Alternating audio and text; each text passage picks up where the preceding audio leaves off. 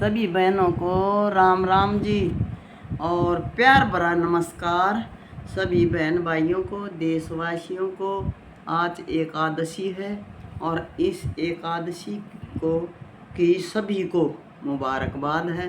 सब सुखी होंगे और आप अपने काम में लगे हुए होंगे, व्रती होंगे। तो भाई आज है एकादशी, सावन मास की शुक्ला एकादशी और पुत्रदा एकादशी है।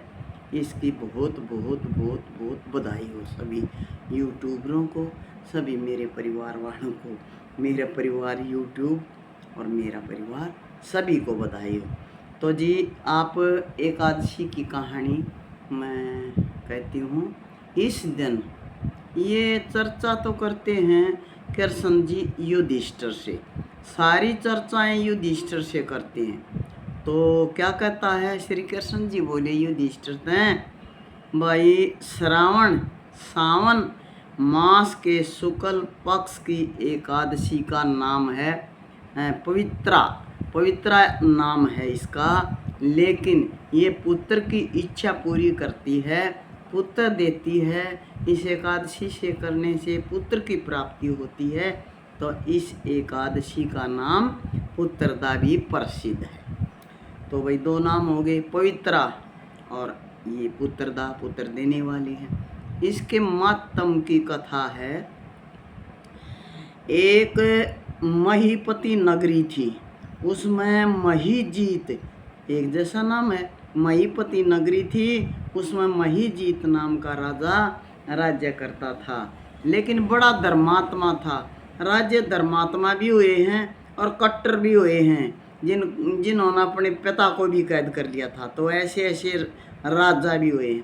महीजीत नाम का राजा राज्य करता था, धर्मात्मा था, लेकिन पुत्रहीन था। उसके पास पुत्र नहीं था। बहुत उपाय करे, लेकिन सभी उपाय व्यर्थ गए, परंतु सारे उपाय व्यर्थ गए और दिल का कांटा न निकल सका। दिल मतलब राजा को दुख ही था, क्योंकि पुत्र नहीं है। तो राजा को तो बहुत दुख है। तो राजा को शोक युक्त देखकर भाई प्रजा भी दुखी थी, मंत्री भी दुखी थे। तो क्या कहते हैं, वो दुखी थे मंत्री जी। राजा का दुख देखकर उन्होंने क्या कहा, जी आप किसी ऋषि के पास जाओ, और एक ऋषि हम भी बताते हैं, लोमस ऋषि की शरण में जाओ। तो वो लोमस ऋषि की शरण में गए, दंडवत प्रणाम किया और प्रार्थना की कि हे वह गए जो मंत्री थे, मंत्रीगण जो थे, लोमस ऋषि की शरण में गए और उन्होंने दंडोत प्रणाम किया और प्रार्थना करने लगे। विनम्र भाव से प्रार्थना की, दंडवत प्रणाम किया और कहा कि हमारे राजा का पुत्र नहीं है। तो विचार शोक भवन में पड़ा है, वह जो सा बेचारा भवन में पड़ा हुआ है। आप कृपा करके कोई उपाय बतलाइए जिसके उसके घर में कुलदीप पैदा हो जाए और रोशनी हो जाए और वह राजा जो है चिंता से मुक्त हो जाए। तो मंत्रियों ने प्रार्थना की, क्योंकि मंत्री भी अपने राजा के साथ दुखी थे, अब भला तो चाहे थे। मुनि ने दिव्य दृष्टि से देखा और कि पूर्व जन्म का कर्म देख कर, पूर्व जन्म का ऋषि ने कर्म देखा और कहा कि तुम्हारा राजा जो है पिछले जन्म के कर्म देख कर कहा कि तुम्हारा राजा जो है पिछले जन्म में महाकंगाल था और कुकर्मी भी था, बुरे काम करता था।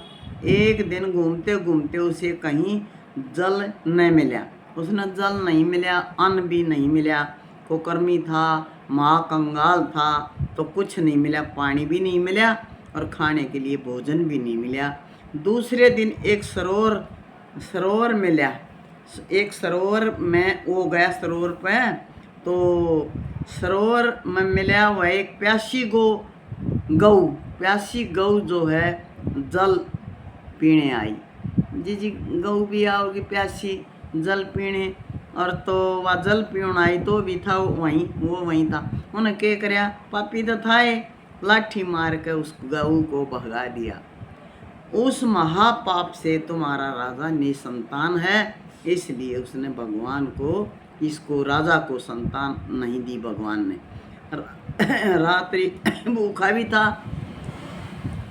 और जिस दिन वह भूखा प्यासा रहा रात्रि को, चलते चलते जागरण हो गया, जाग गया, जागरण भी हो गया उसका। भूखा प्यासा था, रात न कड़ा नींद आई थी, भूखा था और भगवान का स्मरण कर भोजन मांगता हुआ चला।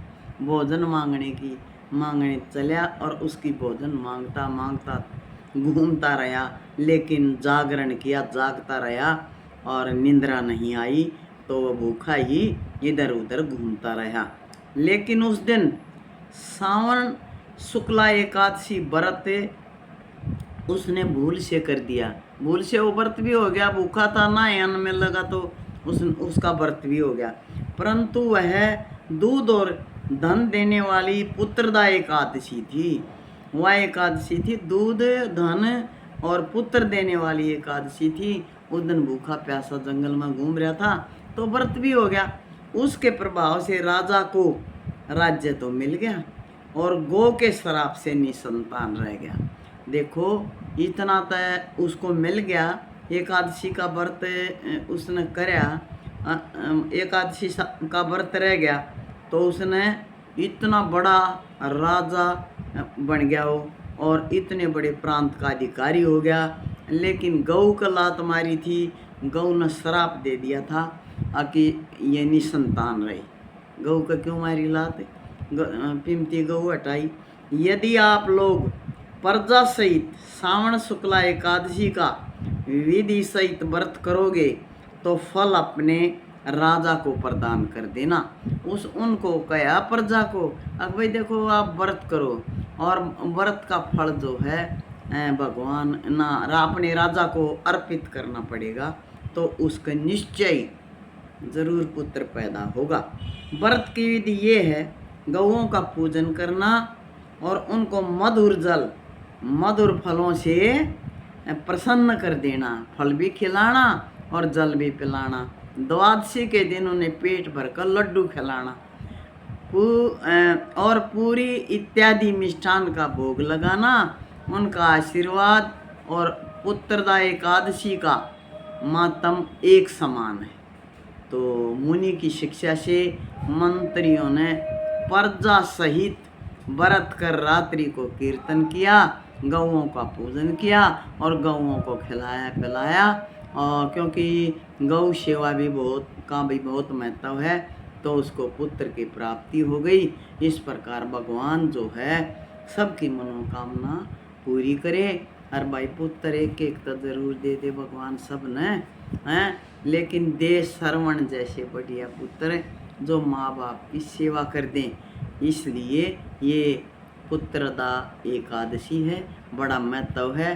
श्री कृष्ण जी की जी जय हो, श्री कृष्ण जी को प्रणाम है, राधा कृष्ण की जय हो और आप सभी को आशीर्वाद है जी।